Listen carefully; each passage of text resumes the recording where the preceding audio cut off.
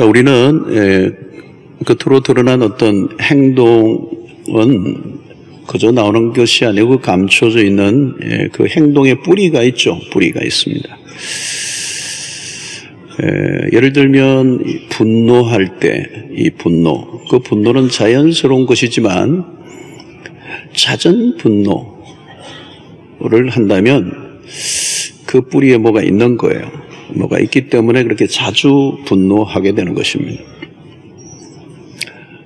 그 안에 뭐가 있느냐 하면 그 뿌리에는 이 자존감이라고 하는 것이 있습니다. 남다르게 예민하게 반응하는 사람들이 있죠. 보통 사람은 다 지나갔어요. 근데 딱 어떤 사람에게는 걸려요. 예민하게 반응하는 거거든요. 왜 다른 사람은 웃고 넘어가는데 나는 걸릴까? 그 예민하게 반응하는 것입니다. 그 예민하게 반응하는데 내 안에는 상처가 있다는 뜻입니다. 이 상처가 깊으면 우리의 외상도 그렇죠. 이렇게 상처가 있으면 아주 아플 때는 바람만 불어도 아프다고 그래요. 이 상처가 없는 사람은 바람이 부는 게 뭐가 아프겠어요?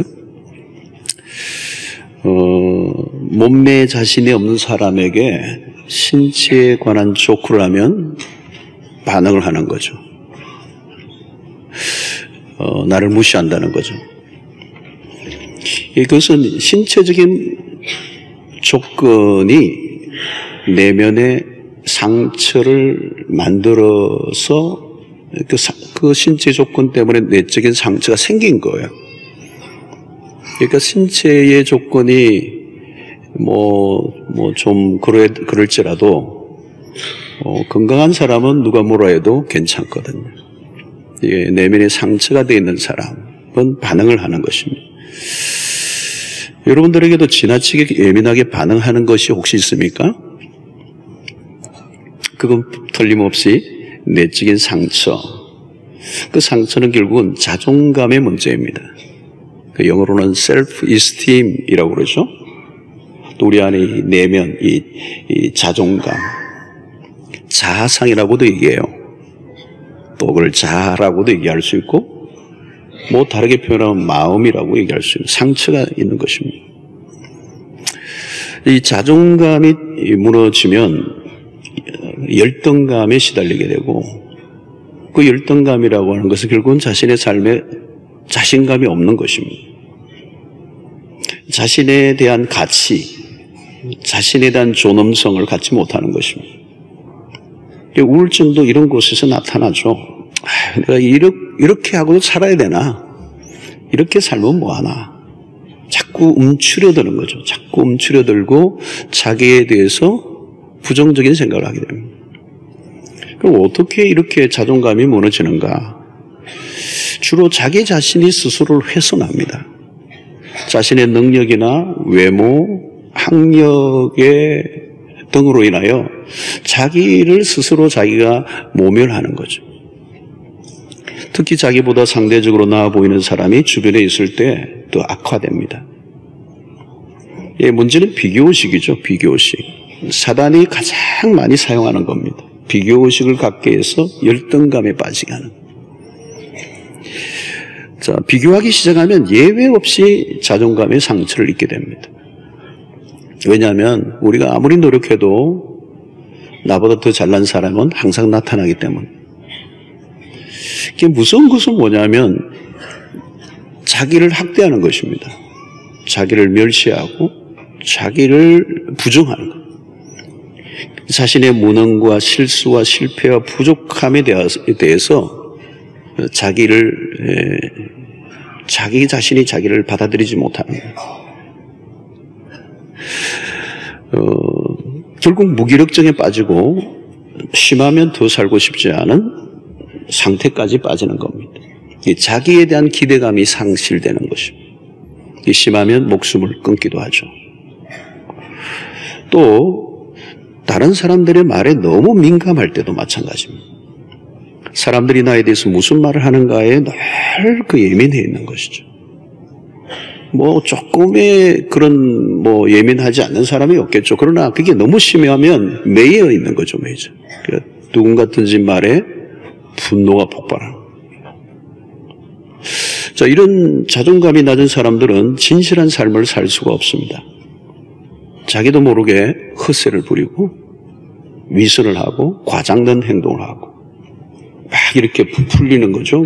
그 뭐냐면 내면에 자존감이 낮기 때문에 자기가 이제 그것을 이제 드러날 것을 두려워해서 행동하는 것입니다.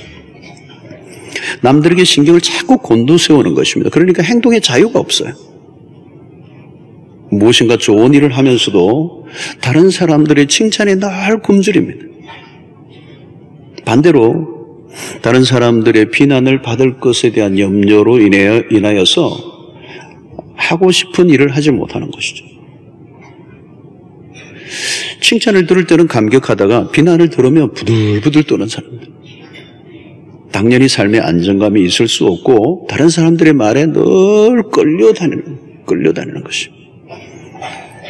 또 어떤 문제가 있습니까? 이 세상의 가치들이 오늘날 보면 인간의 존엄성을 이렇게 느끼지 못하도록 인간의 존엄성이 하위로 떨어져 있어요.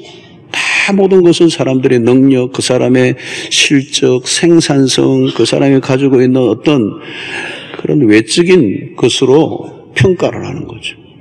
그 사람을 평가할 때도 돈으로 따지는 거죠. 얼마, 연봉 얼마.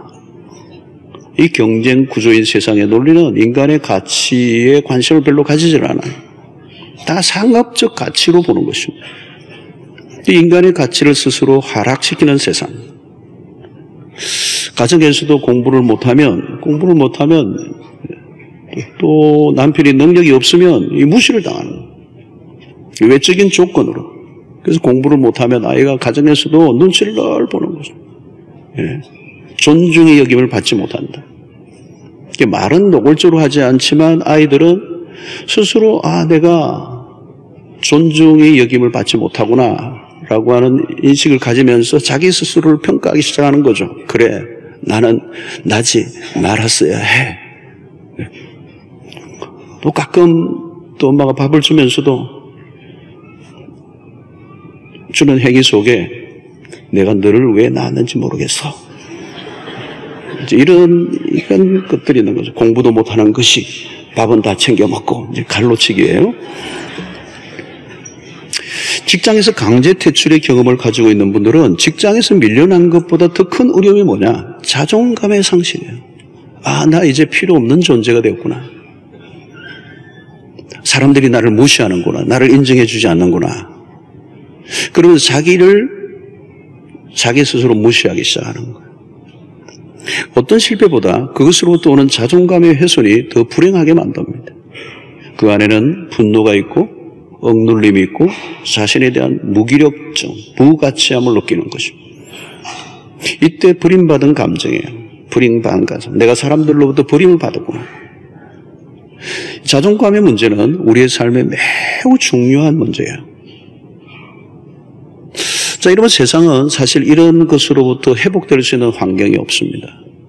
그런 무너진 자존감으로 절망하고 자기에 대한 무가침을 느끼고 그래서 스스로 자기를 학대하고 자기를 경멸하고 자기를 무시하고 자기를 거절해요. 그게 마지막 단계가 여러분 뭡니까? 결국은 목숨까지 끊는 것이죠.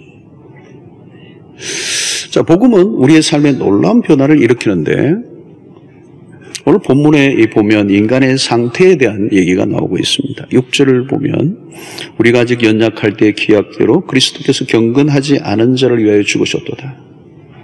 그리스도께서 누구를 위해 죽으셨는가? 우리가 아직 연약할 때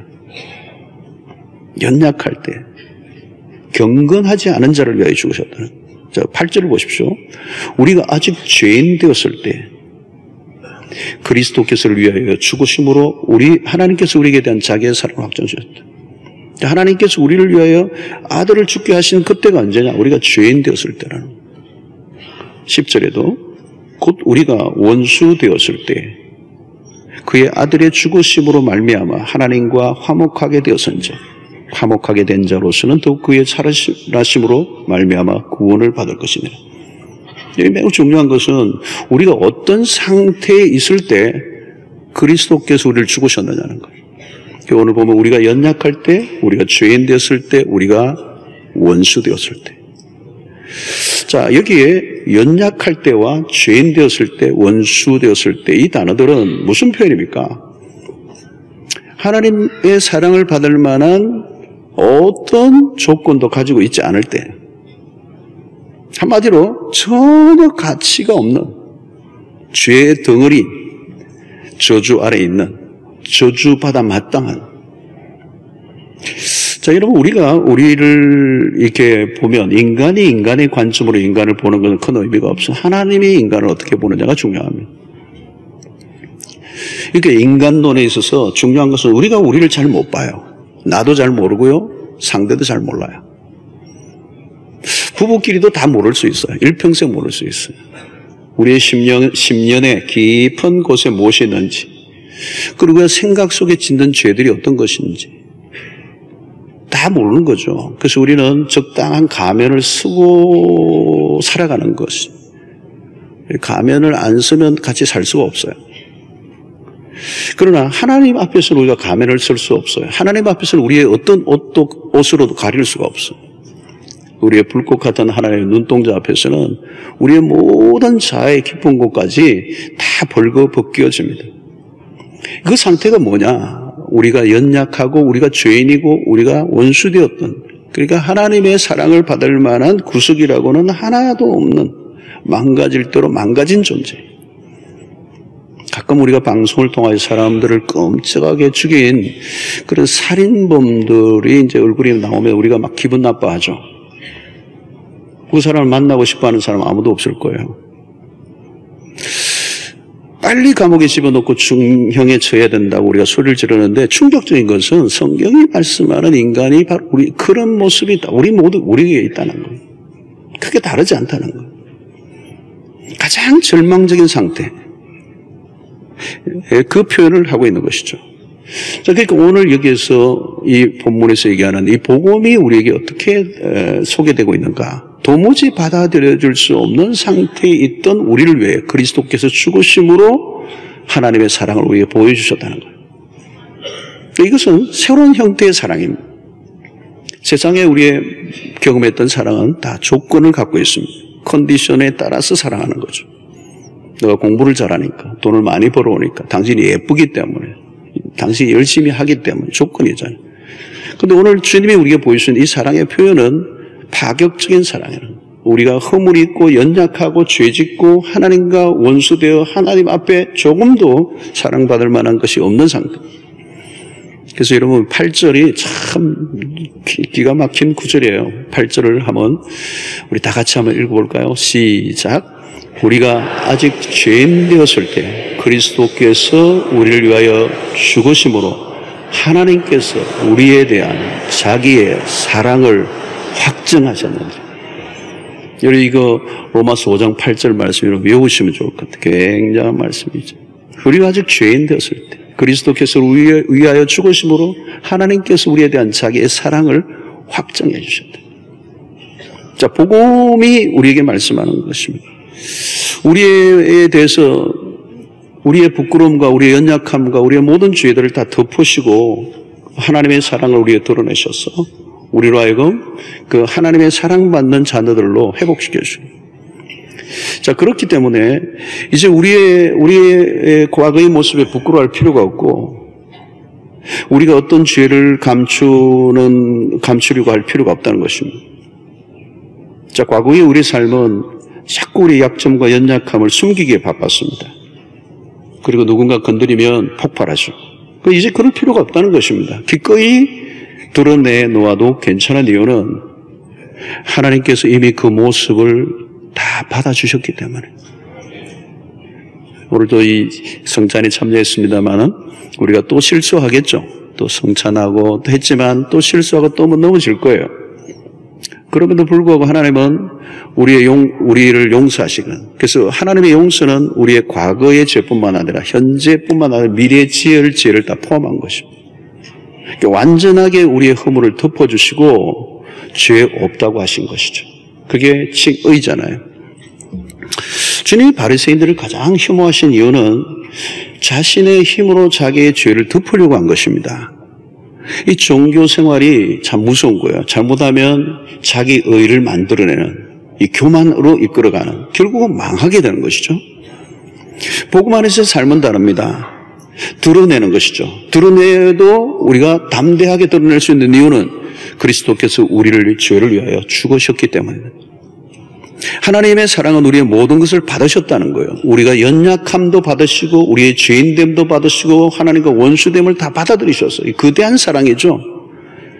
그래서 이 십자가의 복음을 우리가 받아들이면 우리 안에 더 이상 우리를 경멸하거나 우리를 무시하거나 우리를 모멸할 필요가 없다는 거예요. 절망스러워할 필요가 없다는 것입니다. 누군가 비교해서 내가 열등감을 가지고 할 필요가 없다는 것입니다.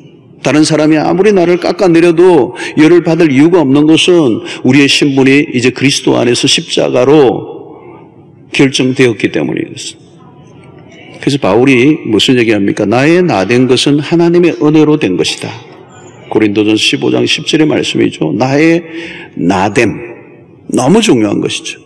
이전에는 이게 불가능했어요. 그리스도 안에 오기 전에는 이게 나의 나됨이 불가능한 거예요. 그제는 정말 내가 나되었다는 것이에요.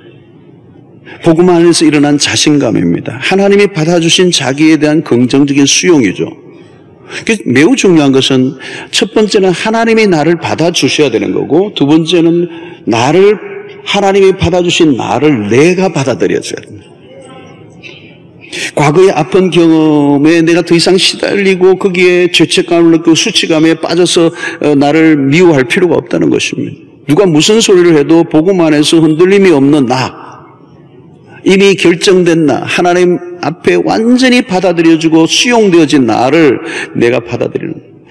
그래서 여러분 누가복음 15장에 탕자의 비유에서 허랑방탕하다가 돌아온 아들에게 아버지가 한 행동을 우리가 잘 보아야 돼요. 그에게 가장 좋은 옷을 입혀주고 가락지를 끼워주고 발에 신을 신겨주고.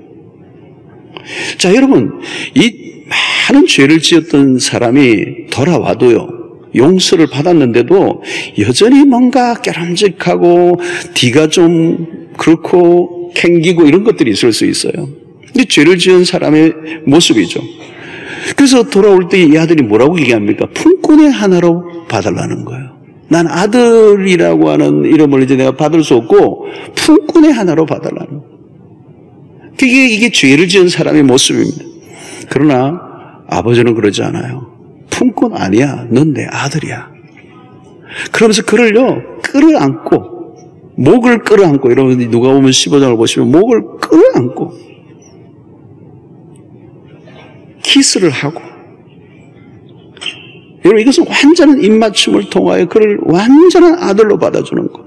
그리고 잔치를 벌려요. 살찐 송아지를 잡아요.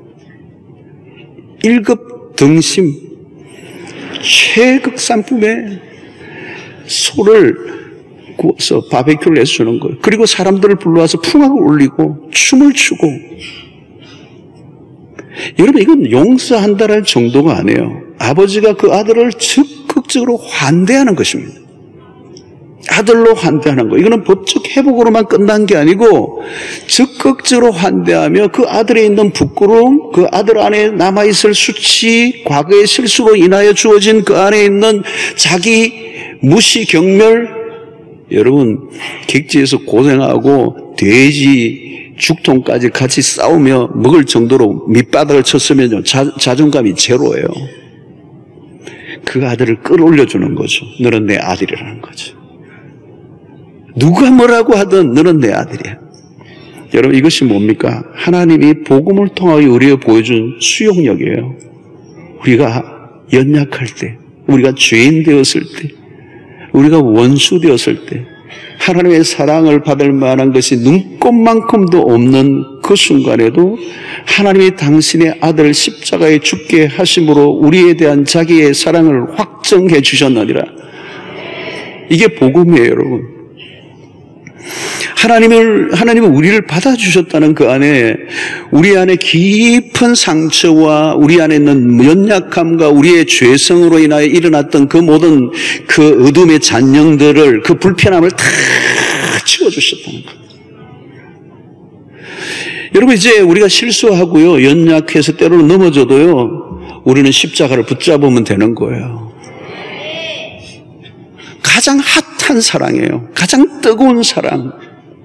하나님의 사랑을 받고 그 사랑으로 회복되어 자녀된 우리 안에 찾아온 이 자신감, 이 만족, 이 즐거움. 다른 사람이 나에 대해서 어떻게 취급하든 상관이 없어요. 하나님의 그리스도 안에 십자가로 인하여 나를 위하여 죽으심으로 우리에 대한 그 회복은 하나님이 본래 창조하셨을 때 그 원형으로 우리를 돌이키게 하시는 겁니다. 그래서 에베소서 2장의 10절의 표현에 의하면 내가 너를 만드신 바라, 그 표현에 뭐가 있는가? 하나님이 글자품으로 그리스도 안에서 우리를 다시 회복시켜 주셨다는 것입니다. 창조의 원형으로. 그러니까 복음을 경험하면 우리 자신을 바라보는 관점이 달라져요. 왜? 우리의 렌즈를 바꿔 끼웠기 때문에. 옛날에는 정말 수치와 그리고 부족함과 연약함으로 시달렸던 우리의 심령이 이제 복음의 렌즈로 우리 자신을 바라보니까 하나님의 존귀한 자녀들이라는 거예요. 이제 더 이상 우리의 과거의 수치를 들추어내지 않아요. 더 이상 우리가 죄인으로 서 있지 않는 것이죠. 하나님의 자녀로 있다는 것입니다. 우리가 어떤 노력에 의해서 이루어진 것이 아니라 오직 그리스도께서 십자가의 죽으심으로 말미암아 우리에게 주어진 새로운 신분이요, 새로운 자격이요, 새로운 자아상이요. 이 복음을 경험하고 나면 우리의 삶에 놀라운 변화들이 일어나요. 하나님이 나를 그렇게 용서하시고 나를 받아주시고 하나님의 자녀 삼아주시다는 사실을 깨달으면요, 이제 우리의 관계 안에도 변화가 일어나요. 복음의 수용력이죠. 여러분, 우리가 세상 속에서 겪었던 많은 아픔 중에 하나가 뭐냐면 거절이라고 하는 것입니다. 거절. 내 마음에 들지 않은 사람을 거절하는 거거든요. 우리도 세상에서 많이 옛날에 경험했던 거예요. 리젝션이에요. 예수님이 십자가에서 경험했던 최고의 고통이 뭔지 아세요? 당신의 백성들에게 거절받으며 리젝션이에요. 세상에서 우리가 경험하는 게 뭘까요? 너는 능력이 안 되기 때문에 난 너를 거절한다는 거죠. 우리가 얼마나 많은 사람들에게, 내가 어떤 사람들에게 왕따를 당하고 거절을 당하고 무시를 당하고 모멸을 당했습니까? 우리는 그 안에 들어가지 못하고 받아들여주지 못하는, 받아들여지지 않는. 우리는 교회 안에서도 그럴 수도 있어요. 사랑방에 있지만 당신은 우리 사랑방에 들어올 수 없어. 우리 사랑방이 어떤 사랑방인데 당신이 과거를 보니까 들어올 수 없어. 우리는 이 정도 수준이 돼야 우리 안에 받아들여질 수 있어. 제가 호주에서도 목사할 때 그런 경험을 많이 했어요. 우리 교회가 잘 성장하고 우리 교회가 막 좋은 교회로 소문이 나고 우리 안에도 막 프라이드가 막 생기고 우리가 굉장히 좋은 교회라고 하는 이 프라이드가 생기니까요. 그 위험하더라고요. 그러니까 어떤 다른 데서 좀 문제가 있는 교인이 우리 교회 오니까 교인들끼리 목사님 저분이 우리 교회 오면 큰일 난다는 거예요. 우리 교회 이름이, 우리 교회가 분위기 안 좋아진다는 거. 그건 복음이 아니에요. 우리는 어떤 기준을 가지고 사람들을 받아들이죠. 세상이 그래요. 어떤 기준을 가지고 그 기준에 들지 않으면 아웃사이더가 되어버리는 것이죠. 가정 안에서 이런 일들이 일어나요, 여러분. 제가 아는 어느 분은 형제들이 다 인류대학 출신이에요. 자기만 별로 대학이었어요. 그런데 그 집안 안에서 주는 그 압력이, 그 무시함이 형제들 안에, 그 가족들 안에 자기가 받았던 거절이에요, 거절. 왜 너는 그 모양이라는 거예요. 너는 왜 그 모양이냐. 우리 다 이 정도, 우리 가문이 이 정도는 돼야 되는데 너 왜 그 모양이냐. 우리 가문을 아주 그냥 낮췄다는 거예요. 그러니까 형제와 가족들에게 어마어마한 상처를 받고 자란 거예요. 나이가 상당히 들었는데도 그 인생이 어두워요. 그리고 매우 냉소적이에요. 부정적이에요. 비관적이에요.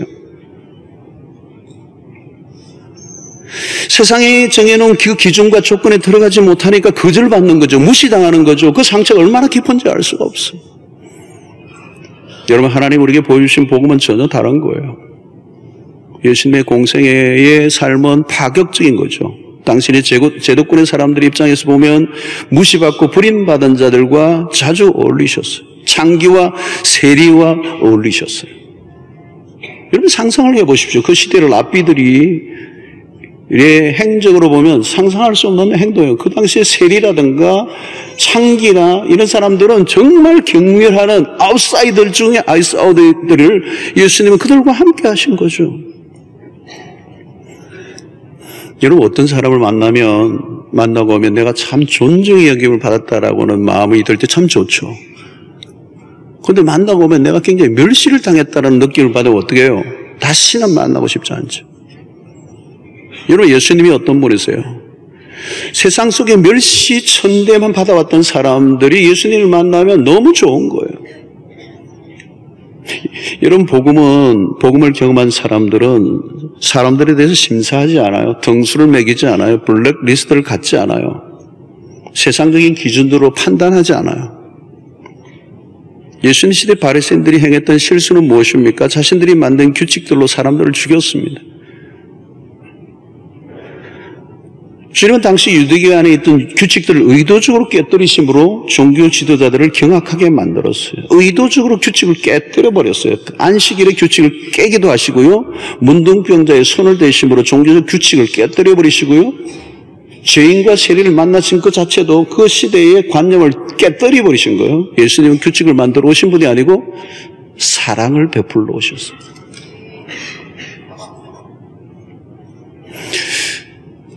주님은 인간이 만든 규칙을 넘어선 분이십니다. 규칙보다 더 중요한 건 사랑이죠. 복음이 우리에게 보여준 것은 그런 것입니다. 배타적, 배제하는, 소외시키는, 거절하고 무시하는 이 문화의 한가운데서 복음이 우리에게 보여준 것은 아무리 연약할지라도, 아무리 죄인이라 할지라도, 아무리 하나님과 원수된 사람들마저도 그리스도께서 십자가에 죽으심으로 그들을 하나님의 자녀로 삼아주시는, 이 품어주시는 수용력. 탕자의 비유에서 큰아들의 모습이 잘 눈에 띄죠. 그는 그렇게 뜨겁게 아들을 품어낸 아버지와 달리 돌아온 동생을 받아주지 않아요. 동생의 귀한에 오히려 분노합니다. 아버지가 베푼 잔치의 자리에 들어오지 않아요. 그는 자기 의에 도취되어 있습니다. 자기가 정한 기준 안에 동생은 아웃이에요. 복음을 경험하지 못한 사람은 정의를 말하나 살벌해요. 투쟁적이고 부정적이고 폐쇄적입니다. 항상 화살이 타인을 향해 겨누고 있습니다. 우리가 윤리적인 사람이 되는 것으로 충분하지 않습니다. 자칫하면 우리는 냉혹한 종교인이 될 수가 있습니다. 하나님의 성품이 어디에서 가장 정확하게 나타났습니까? 바로 복음이에요. 죄인이었던 우리를 위해 아들을 죽게 하신 십자가 안에 하나님의 성품이 드러났어요. 만약 하나님이 당신의 의를 우리에게 주장하셨다면 살아남을 자가 한 사람도 없어요. 그러므로 우리의 고민은 무엇입니까? 하나님의 보이셨던 그 십자가를 통하여 보이셨던 성품을 드러내는 것입니다. 조건 없는 사랑으로 우리를 환대해 주신 하나님의 사랑을 받은 자로 우리의 삶 속에서, 우리의 공동체 가운데, 우리의 가족들의 관계 속에서 어떤 기준과 조건을 따라 사람들을 대하지 않고 판정을 내리지 않고 복음 안에서 넉넉하게 수용하는 삶을 살라는 것입니다. 여러분, 우리는 너무 사람에 대해서 정죄하고 판단하기를 잘합니다. 그래서 우리는 매일 법정을 열어요. 내 개인적으로, 그죠? 지나가는 사람 10년, 마음에 안 들면 10년, 보기 싫은 사람이 나타나면 무기징역, 아주 미운 사람이 나오면 사형. 여러분, 미워하는 게 뭐예요, 여러분? 그게 살인이잖아요, 살인. 예수님은 남편 다섯을 바꿨던 과거가 있는 여인의 허물을 덜추어내지 않으셨어요. 그녀의 과거의 행적에 때문에 그녀를 거절하지 않아요. 당신이 누구이신지를 자연스럽게 알려줍니다. 그럴 때 그 여인이 그리스도를 만나자 자신 안에 놀라운 변화가 일어나요. 비난과 정죄로 사람이 변하지 않습니다. 사랑이 사람을 변화시킵니다. 복음은 모든 죄인을 녹아지게 하는 사랑 덩어리죠. 그 품은 크고 넉넉합니다. 하나님이 받아들이신 사람을 나도 받아들여주는 것.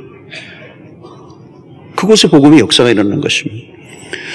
자, 오늘날 여러분 세상이 참 살벌하죠. 많은 사람들이 병들어 가고 있습니다. 마음의 병이에요. 마음이 아픈 사람들이 너무 많아요. 오늘 우리 사회가. 아파요. 상처투성이에요. 자, 여러분 오늘 우리에게 필요한 것이 뭘까요? 성공이나 더 열심히 다른 사람과 경쟁해서 이겨내는 것입니까? 아니에요. 오늘 실패가 우리의 삶을 힘들게 하는 것이 아니라 중요한 것은 나에 대한 무가치함, 버림받음, 무시당하고 거절당한 감정이 우리를 절망하게 합니다. 복음을 만나기 전에는 우리도 다 그렇게 살았어요. 막 그냥 찢고 뽑고 미워하고 경쟁하고 비난하고 거절하고 무시하고 학대하고 경멸하고 또 그 경쟁에 진 나를 또 미워하고 부정적인 자상이 생긴 나에 있어서 분노와 그 분노가 폭발하면 또 다른 사람에게 비난과 정죄의 화살을 돌리고 막 전쟁을 치르고 살아간 거예요. 거기에는 수용과 받아들임과 포옹과 입맞춤과 사랑이 없는 거죠. 사랑하는 성도 여러분, 그 속에 깨어진 그 상처난 그 자존감은 점점 갈수록 병들어갈 수밖에 없고 그 삶에서 만들어내는 모든 행동은 상처를 또 더 만들어내는 파급을 일으킬 수밖에 없는 것입니다.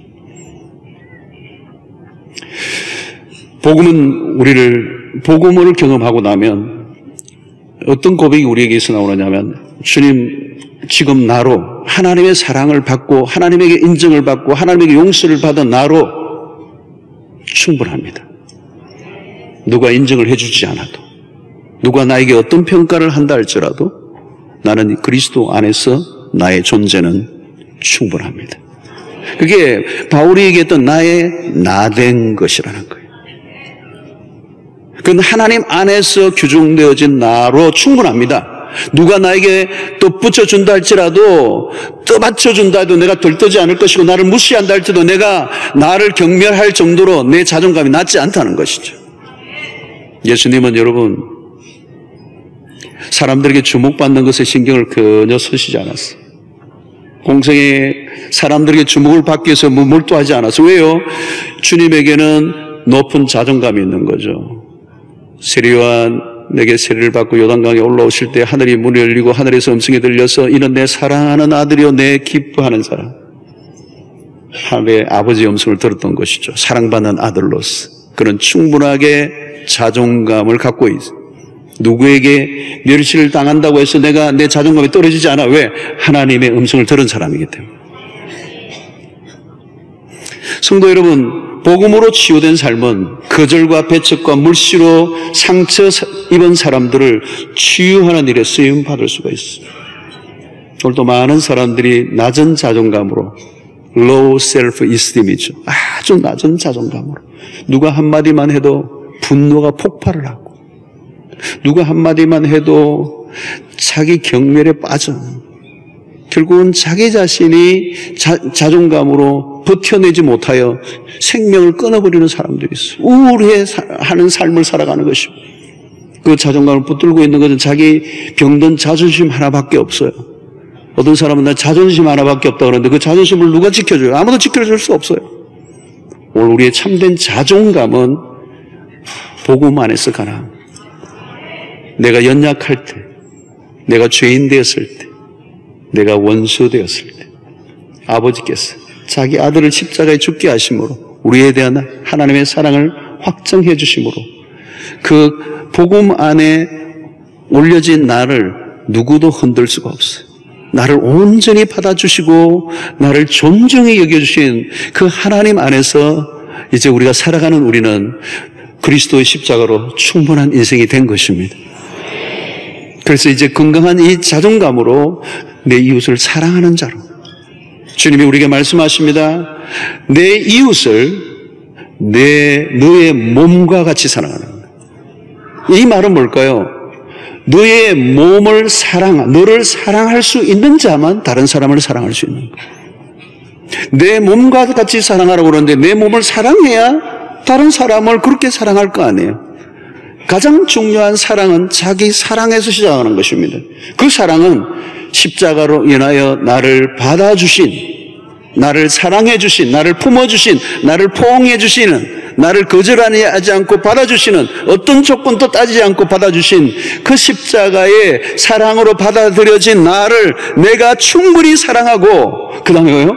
내 이웃을 내가 나를 사랑한 것처럼 그를 사랑할 수 있는 삶을 살라고 주님이 우리에게 말씀하신 것입니다. 사랑하는 성도 여러분, 여러분들은 이제 사랑을 받을 만한 분들이십니다. 여러분들은 이미 사랑을 충분히 받으신 분들이에요. 십자가를 통하여, 하나님의 그 아들을 통하여 충분히 우리를 사랑해 주셨어요. 그것보다 더 큰 사랑이 없어요. 나는 너를 이 세상에 가장 존귀한 자라고 여겨주시는 그 음성을 들은 자들이에요. 그러므로 오늘 나를 더 이상 무시해서는 안 돼요. 내가 좀 직업이 지금 좀 어수선하고 흔들리지라도, 다른 사람 나를 좀 어떻게 평가하든지, 나의 지금 현재 조건이 어떠거든지 상관없어. 우리의 컨디션, 우리의 상태는 하나님이 결정하시. 이는 내 사랑하는 아들이요 내 기뻐하는 자라. 여러분들이 하나님 안에서 얼마나 존귀한 자들입니까? 그렇다면 나도 나를 그렇게 사랑해야 할 것이고, 사랑받은 나는 이제 내 이웃의 사람을 거절하지 말고, 박해하지 말고, 무시하지 말고, 경멸하지 않고, 내가 하나님으로부터 그렇게 환대받았던 것처럼 내 이웃의 사람들에게도 온전히 그의 상태, 그의 신분, 그의 어떤 조건과 상황을 보지 않고 온전히 그를 사랑하고 환대해 줄 때 그들이 그리스도의 복음을 보게 되는 역사가 일어나게 될 것이고, 세상이 하나님에게로 나오는 역사가 있게 될 줄로 믿습니다.